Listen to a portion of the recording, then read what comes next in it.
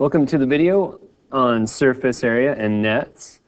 We started on page 143 with the warm-up, and it may seem kind of like a random warm-up because we've been doing volume, which is cubic units, and here we're doing area again. Well, this is just to lead us up to the idea of surface area.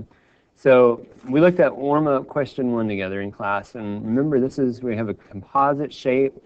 You break it into things that you know, shapes that you know, and we take the 6 yards here as our length, right? Because area is length times width. We find 6 times, it's not 10, right? We had to break this into 6 and 4, so we're decomposing that 10 into 6 and 4. Now, how did we know it was 6 and 4? Well, down here it's 4, so that means this length needs to be 4. That makes this a 6. So this is going to be 6 times 6, which is 36 yards squared. Notice how I'm writing it in the middle of the space there and circling it, just kind of keep my information organized. And then over here it's 4 times 2, which is 8 yards squared, and then 4 times 2 again is 8 yards squared. And then what do we do with all these? We add them together, all right? So I did 8 plus 8 is 16, so 36 plus 16 is 52. So my full answer is 52 yards squared, all right? Well, the idea of a composite shape kind of leads us into this idea of a net. So if you have a 3-dimensional shape and you wrapped it with wrapping paper and then you unfolded it into a flat shape and put it on the wall, you would have a net, because that wrapping paper represents the surface of all the faces of that box, for example. Right? So it's a 2-dimensional representation of the 3-dimensional geometric figure. Okay? Now we can cut them out, fold them together if we want, all right? But we didn't spend a lot of time on that in class, but it's important to know what a net is because it helps us find what we call surface area. Now, surface area is the total area of all its 2-dimensional faces. So when it says total, you can better believe we're going to do some adding here. But remember, to find area, we need length times width. So all these kind of come together. Let's see what we mean by that. So describe a strategy you could use to determine the surface area of a cube. Okay, so like a number cube. Okay, we're rolling a dice. Okay, well, we know that the face of a cube is going to be a square. So how do we find the area of a square? Length times width. So first, find the area of one face, whatever the length is, do that times itself because it's a square, and then multiply that by 6. Why? Because there's 6 faces on a cube. If you don't believe me, look at a number cube. It counts from 1 to 6. Okay? So let's put this in practice. Here we actually have numbers. So we have this square right here is 2 by 2. Now, how did we know this was a 2? Well, remember, it's a square. So this side is going to be the same as this side. So 2 times 2 is 4.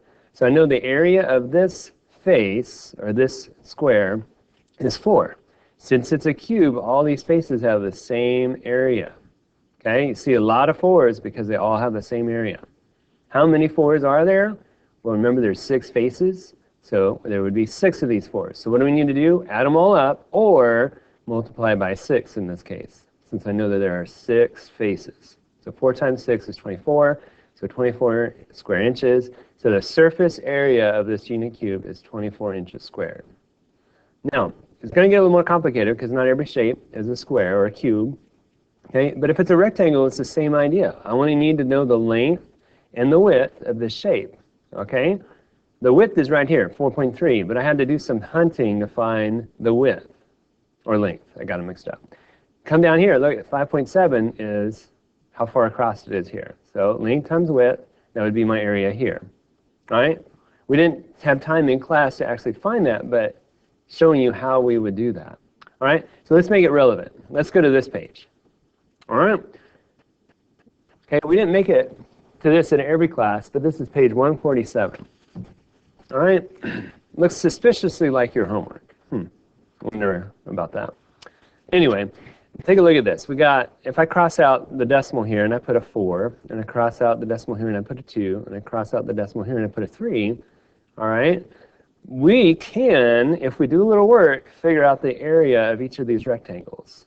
All right? If you don't believe me, take a look at this. Let's focus on this rectangle right here. Okay? I need length times width to find the area. So I have this, width is 2. Do I know the length? Okay, well, it's not written here yet, but if I go over here, this is a 4. So that means this is a 4, and this is a 4, and this could be a 4, and this would be a 4 too, but we don't really need all those. But I know that this is my length.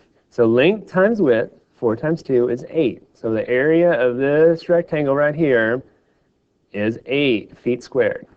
Okay? Now, this is not a cube, so we can't assume all of them have the same area. All right, so we have to go to the next rectangle. This one says it's 3 by, it doesn't say, but we assume that this is 4 because these are all 4s. So 3 times 4 is 12. Right, so the area of this rectangle is 12 feet squared. Now, let's do a little thinking here.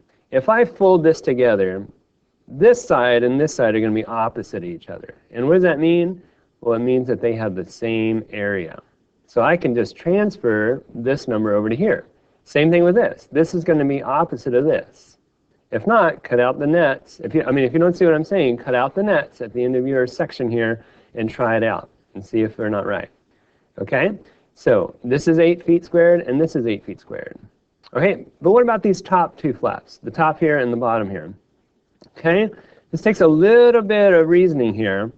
All right? But remember, this is 3 feet here. This is 3 feet. And then this will attach itself to this edge here. This edge is 2, so that means this must be 2. So we have 3 times 2, which is 6 feet squared. So these two are 6 feet squared. Now what do I do with all these numbers? Remember, this is total surface area. Total area means we add. So I would need to add all of these together. Okay? All right. Now this one here, it's not a net. Now you could draw a net and then, label it and then solve it like a composite shape. Or you could use the strategy of top, bottom, right, left, front, back, or TBRLFB. What does that mean? Well, find the area of the top. Okay? Well, we know that this length right here is 11 because this is 11. And then this right here is 2 because this is 2 right there. So 11 by 2 is 22. Right? Now, think about the bottom of this box. Isn't it going to be the same area as the top? So I can just double this or cut and paste. Right? Now, the right, over here, I know this is 2. And if I look over here, I know that this is going to be a 3. So 2 times 3 is 6. And what about the left? We don't see it over here, but if it was, wouldn't it be the same as this side? Right? So this is going to be a 6 meters squared. What about the front? Well, the front is 3 by 11, so it's 33 meters squared. Okay? Got it? What about the back? Well, the back is going to be the same area as this front. So if you do top, bottom, right, left, front, back, it helps you organize your information so you have all 6 sides. And then what do we do? Find the total, meaning we add all these numbers together, and that is our total surface area. All right. Thanks for watching this video. I hope it was helpful, and we'll see you next time. Bye. Bye.